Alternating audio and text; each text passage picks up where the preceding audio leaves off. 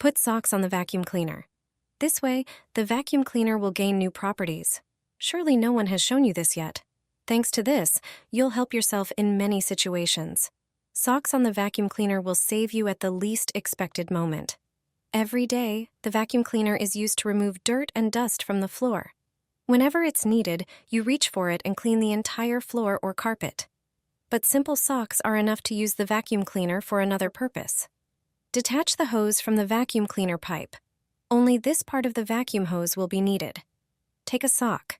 It doesn't have to be a matching pair. Instead of throwing it away, use it for this trick.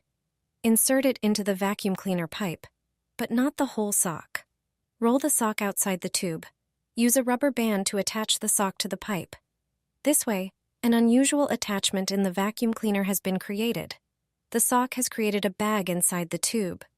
When valuable items spill accidentally, such as beads or even jewelry, you can quickly and safely pick them up with this trick.